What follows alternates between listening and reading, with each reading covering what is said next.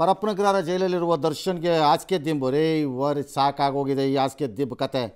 ಅಪ್ಪ ಯಾರು ಕೋರ್ಟ್ ಅವ್ರು ಪರ್ಮಿಷನ್ ಕೊಡ್ರಪ್ಪ, ಯಾರು ಕೊಡಿಸ್ಬಿಡ್ತೀನಿ ನಾನು. ಸಾಕಾಗೋಗಿದೆ. ಈಗಾಗಿರೋ ಪಬ್ಲಿಸಿಟಿ ಕಾಸ್ಟ್ ನೋಡಿಬಿಟ್ರೆ ಇಂಡಿಯಾಗೆಲ್ಲ ಹಾಸಿಗೆ ದಿಂಬು ಸಪ್ಲೈ ಮಾಡಿಬಿಡ್ಬೋದಾಗಿತ್ತು. ಇವತ್ತೇನು ನಾಳೆ ದೊಡ್ಡ ವಾದ ಅಂತೆ, ಪ್ರತಿವಾದ ಅಂತೆ. ಅದಕ್ಕೆ ಅದೇನು ಕೋರ್ಟ್ ಅವರು ಯಾಕೆ ಅದಕ್ಕೆ ಅಷ್ಟೊಂದು ಅವಕಾಶ ಕೊಟ್ಕೊಂಡು ಕೂತಿದ್ದಾರಪ್ಪ ನನಗಂತ. ಎಸ್ ಆರ್ ನೋಪ್ಪ ಆ್ಯಸ್ ಪರ್ ಮ್ಯಾನ್ಯುಯಲ್ ಮುಗಿದೋಯ್ತು ಕತೆ. ಅದೇ ಏನೋ ನ್ಯಾಯಾಲಯ ನಾಳೆ ಆದೇಶ ಕೊಡ್ತಾರಂತೆ. ಆಲ್ ರೈಟ್, ಕೊಡ್ತಾರೆ. ನ್ಯಾಯಮೂರ್ತಿಗಳು ಏನು ಮಾಡ್ತಾರೆ, ಅವ್ರ ಮುಂದೆ ತಂದು ಹಿಂಗಿಟ್ರೆ ಅವ್ರು ಇನ್ನೇನು ಮಾಡ್ತಾರೆ ಪಾಪ. ಹಾಂ ಸರಿ. ಈಗ ಅದ್ಯಾರೋ ಒಬ್ಬರು ಬೇಕು ಅಂತ A12 ಯಾರೋ ಒಬ್ಬರು ಅರ್ಜಿ ಹಾಕೋದಂತೆ, ನನ್ನನ್ನು ಡಿಸ್ಚಾರ್ಜ್ ಮಾಡಿಬಿಡಿ ಅಂತ. ಆಮೇಲೆ ಹಿಂದಕ್ಕೆ ತಗೊಳ್ಳೋದಂತೆ, ಆಮೇಲೆ ಇನ್ನೊಬ್ರು ಹಾಕೋದಂತೆ. ಎಲ್ಲ ಡ್ರಾಮಾ. ಚಾರ್ಜಸ್ಸನ್ನು ಫ್ರೇಮ್ ಮಾಡೋ ಡೇಟನ್ನು ಪೋಸ್ಟ್ಪೋನ್ ಮಾಡ್ಸೋಕ್ಕದು ಪ್ಲ್ಯಾನ್. ಅದು ಕೋರ್ಟ್ ಶುಡ್ ಟೇಕ್ ಸಿಂಪಲ್ ಕಾಲ್. ಯಾರು ನನ್ನ ಮುಂದೆ ಇದ್ದಾರೆ ಅವ್ರದ್ದು ಫ್ರೇಮ್ ಮಾಡ್ತೀವಿ, ಇಲ್ಲದೆ ಇದ್ದವ್ರದ್ದು ಆಚೆ ಇಟ್ಟಿರ್ತೀವಿ. ಡಿಸೈಡ್ ಆದಾಗ ಮಾಡೋಣ ಅಷ್ಟೇ, ಮುಗಿದೋಯ್ತು ಕತೆ. ಅದನ್ನು ಬಿಟ್ಟು ಜಾಗ ಕೂಡುದು ಫ್ರೇಮ್ ಮಾಡೋಕ್ಕೆ. ಯಾಕಂದರೆ ನೀವು ಜಾಸ್ತಿ ಟೈಮ್ ಕೊಟ್ಟಷ್ಟು ವಿಟ್ನೆಸ್ಗೆ ಏನಾಗುತ್ತೋ ಗೊತ್ತಿಲ್ಲ.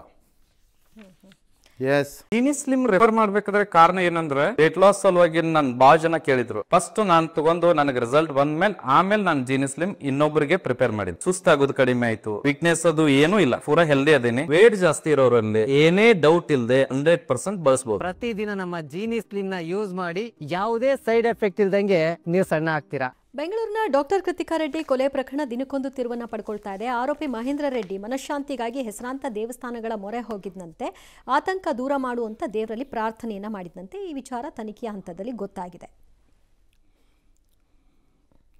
ಅವನು MBBS ಮಾಡಿರೋದು ನಿಜಾನಾ? ಯಾಕೆ ಡೌಟ್ ಸರ್? ಇವನು ಡಾಕ್ಟ್ರು ಅಲ್ಲ, MBBS ಮಾಡ್ಬೇಕಾದ್ರೆ ಒಂದು ಬೇಸಿಕ್ ಬುದ್ಧಿವಂತಿಕೆ ಇರಬೇಕಲ್ವ, ಓದೋದನ್ನ ಅರ್ಥ ಮಾಡ್ಕೊಳ್ಳೋಕ್ಕೆ. ನಿಜಾನಾ ಅವನು? ನನಗೆ ಯಾಕೋ ಡೌಟು. ನಡವಳಿಕೆಗಳನ್ನ ಅಷ್ಟು ಬುದ್ಧಿ ಇರೋನಾದರೆ ಇದನ್ನು ಮಾಡ್ತಾನ? ಯಾವ ದೇವ್ರು ಕಾಪಾಡ್ತಾನೆ? ಆಮೇಲೆ ದೇವ್ರ ಹತ್ರಕ್ಕೆ ಹೋಗ್ತಾನ ಯಾವನಾದ್ರೂ? ಎಂಥ ಅಯೋಗ್ಯ ಇರಬೇಕು. MBBS ಓದೋ ಅಷ್ಟು ಬುದ್ಧಿವಂತಿಕೆ ಇರೋನು ನಾನು ನನ್ನ ಹೆಂಡತಿನ ಈ ರೀತಿ ಸಾಯಿಸ್ಬಾರ್ದು, ಬೇಡ ಅಂದರೆ ಬೇಡಪ್ಪ, ಬಿಟ್ಬಿಡೋದು. ಆಸ್ತಿ ಮಿಸ್ ಆಗ್ಬಿಡ್ತು. ಆಲ್ ರೈಟ್, ಆಸ್ತಿ ಅವಳ ಆಸ್ತಿಗೋಸ್ಕರ ನೀನು ಹೋಗಿ ಮದುವೆ ಆಗಿದ್ದರೆ ನೀನೆಂಥ ಕಚಡ ಅಯೋಗ್ಯ ಇರಬೇಕು ಅಂತ ಯಾರು ಕೇಳ್ತಾರೆ ಅನ್ಕೋಬಾರ್ದ? ಅನ್ಕೋಬಾರ್ದ ಯಾರು? ಏನು ಕೊರತೆ ಆಗಿದೆ ನಿನಗೂ? ವಿಕ್ಟೋರಿಯಾ ಆಸ್ಪತ್ರೆಯಲ್ಲಿ ಇತ್ತಲ್ಲಪ್ಪ ಕೆಲಸ. ಏನು ಆಸ್ತಿ? ಒಂದು 6 ರೂಮ್ದು ಒಂದು ಮನೆ ಇರಬೇಕು. ಇನ್ನು 6 ರೂಮಲ್ಲಿ ಹೋಗ್ಬಿಟ್ಟು ಎವ್ರಿ 1 ಅವರ್ಗೆ ಹೋಗಿ ಮಲಕತ್ತೀಯ? ಹೈ, ಏನರಪ್ಪ ಓದ್ದವ್ರ ಕತೆ ಇದು. ನಟಿ ಹಾಗೂ ಕನ್ನಡದ ಬಿಗ್ ಬಾಸಲ್ಲಿ ಯಾವುದೋ ಪಾರ್ಟಿಸಿಪೇಟ್ ಮಾಡಿದಂತೆ ಯಾರೋ ದಿವ್ಯಾ ಸುರೇಶ್ ಅಂತ ಆ್ಯಕ್ಟ್ರೆನ್ಸ್ ಅಂತೆ, ನಟಿ ಅಂತೆ. ಅವರಾ? ಯಾವುದವ್ರದ್ದು ಮೋಸ್ಟ್ ಫೇಮಸ್ ಫಿಲಮ್ ಯಾವುದು ಇದೆಯಾ? ಯಾವ್ದಾದ್ರು ಸೀರಿಯಲ್ ನಟಿ?